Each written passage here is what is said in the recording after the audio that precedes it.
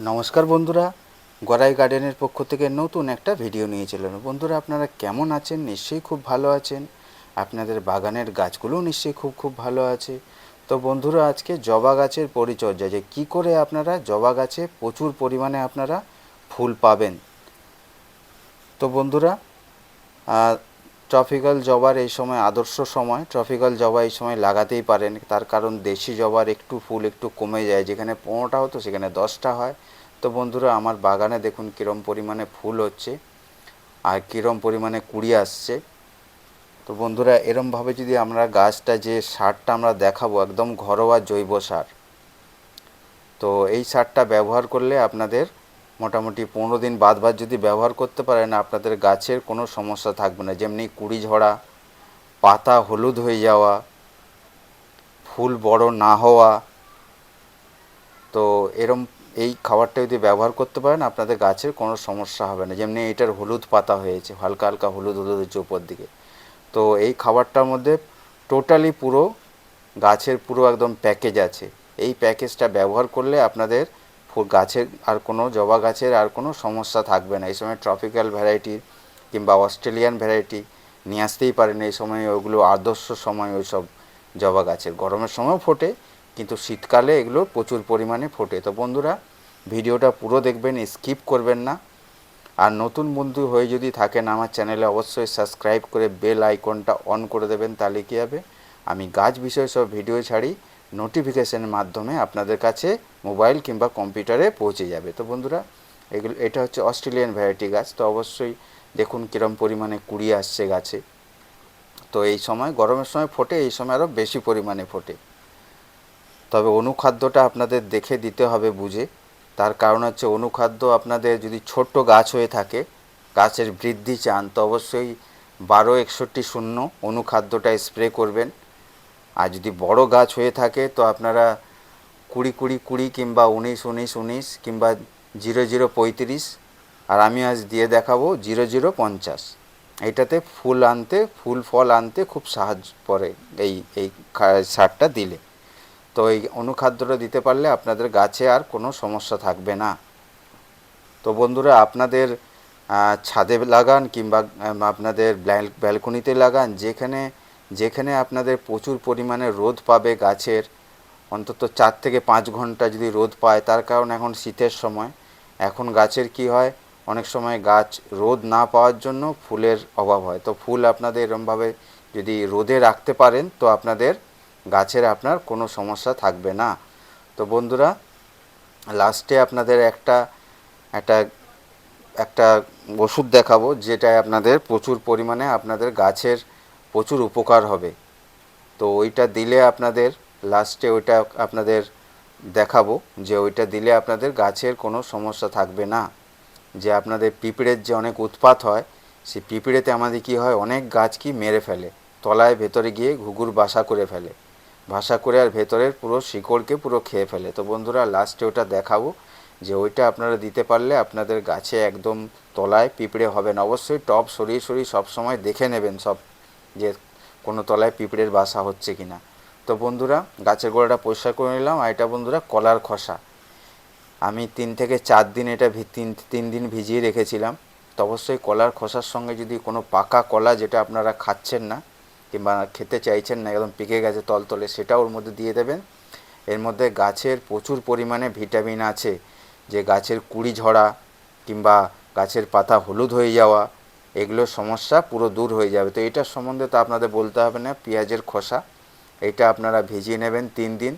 আর অবশ্যই যে ছায়াযুক্ত জায়গায় রাখবেন, আর প্রত্যেক দিন একটু করে ঘেটে দেবেন। তো বন্ধুরা, এইটা হচ্ছে ভাত। বন্ধুরা, এটা যাই হোক, আপনাদের যে ভাত ধরুন বেঁচে গেল, কিংবা অল্প করে একটু ভাত একটু বেশি করলেন, যেটা একটু বেঁচে গেল, সেই ভাতটা কী হবে, এরকম জলে 3 দিন ভিজিয়ে রাখবেন। অবশ্যই চটকাবেন না, আর একদম একদম ছায়াযুক্ত জায়গায় রাখবেন, প্রত্যেক দিন একটু করে ঘেটে দেবেন।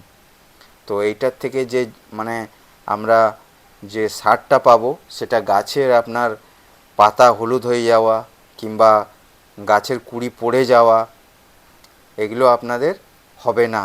তো প্রতিটা আমরা কি করব, এই 3টে যে দ্রব্য দেখালাম, 3টে দ্রব্য আমরা 1 গ্লাস করে ঢেলে নেব। এগুলো 200 ml হয়। তা 200 ml আমরা 600 ml এটা নিয়ে নেব।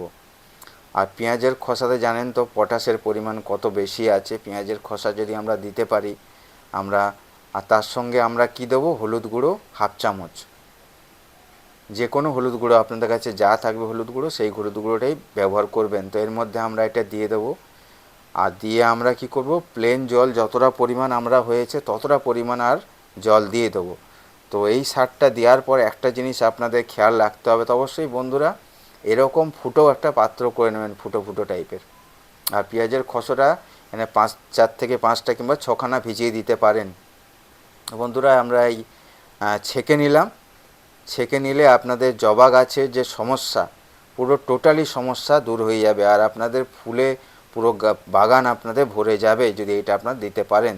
তো এর সঙ্গে আমরা প্লেন জল যতটা হয়েছে ততটা আমরা দিয়ে দেবো। তো আরেকটা টিপস বন্ধুরা, এই জিনিসটা যদি করেন তো আপনাদের গাছে ফুলের কোনো অভাব হবে না। তো বন্ধুরা এটা অবশ্য খুঁচিয়ে আমরা একদম সাইড থেকে দেব।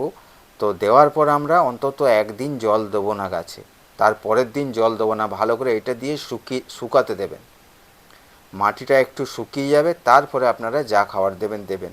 অবশ্যই খোল পচা আপনারা 5 থেকে 6 দিন বাদ অবশ্যই পাতলা করে দেবেন। 100 গ্রাম 1 লিটার জলে ভিজিয়ে দেবেন, তার সঙ্গে 9 লিটার জলে আপনারা 5 থেকে 6 দিন পর দিতে পারবেন।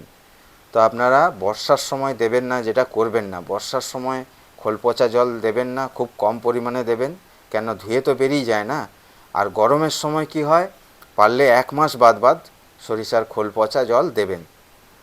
আর আমাদের কি আছে, সবজি খসা জল, সেটাও ভিজিয়ে দিতে পারেন, ভিজিয়ে দিয়ে ওটাও আপনারা 8-10 দিন বাদ দেবেন। তার মোটামুটি আমাদের জৈব যদি উপাদানে আমরা মানে গাছ করতে পারি, আমাদের ধীরে ধীরে হবে, কিন্তু গাছের ফলন, গাছের গ্রোথ খুব সুন্দর হবে। তো বন্ধুরা এরকম আমরা সাইড ধরে একদম দিয়ে দিলাম। দেখুন এটা আমার 3 বছরের গাছ। তো এই গাছটা দেখুন কীরম পরিমাণে গ্রোথ আর কীরম পরিমাণে কুড়ি আসছে দেখুন। আর অবশ্যই গাছটা একদম ফুল সানলাইটে রাখতে হবে। তো বন্ধুরা অনুখাদ্য আমরা কি দেব, অনুখাদ্য 0050, এটা ফুল ফল আনার জন্য খুবই উপকারী। তো 15 দিন বাদ 1 ml 1 লিটারের জলে একদম স্প্রে করে দেবেন। তো আমি জল নিয়ে নিয়েছি, আর নিয়ে নিয়েছি আমি 1 ml মতন, 1 ml মতন নিয়ে নিয়েছি, এবার গুলে আমরা স্প্রে করে দেবো। তো যখনই পাতায় খাবার পৌঁছে যাবে, পাতা তো জানেন পাতা হলো গাছের রান্নাঘর, তো আমরা এইটা ব্যবহার করতে পারলে এটা আমরা স্প্রেতে গুলে নিলাম, নিয়ে আর ভালো করে স্প্রে করে দেবো।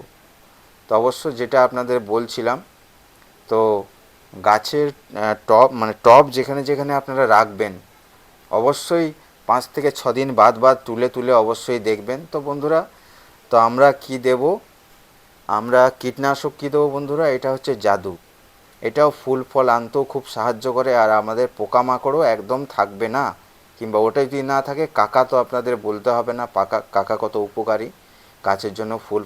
ফুল আপনাদের ফুলের গোড়া অনেক সময় ভেঙে পড়ে যায়, তাতেও অনেক উপকারী, আর কীটনাশক হিসেবেও খুব উপকারী। তো আপনাদের কাকাটা অবশ্যই রাখতে পারেন। তো বন্ধুরা অবশ্যই এইরকম টব দেখেছেন, এগুলো অবশ্যই তুলে দেখুন কীরকম পিঁপড়ের উৎপাত দেখুন। তো আমরা যেটা এর জন্য নিয়ে নেব, এটা যদি আপনারা ব্যবহার করতে পারেন, আপনাদের পিঁপড়ের পুরো নাম নিশানা পুরো উঠে যাবে, পুরো একদম পিঁপড়ে ছেড়ে পাড়াবে। পিঁপড়ে এখন কি করছে, আপনাদের টবের তলায় ঘুঘুর বাসা শুরু করেছে। তো বন্ধুরা ব্লিচিং 1 লিটার জলে আমরা 1 চামচ মতন দিয়ে দেবো।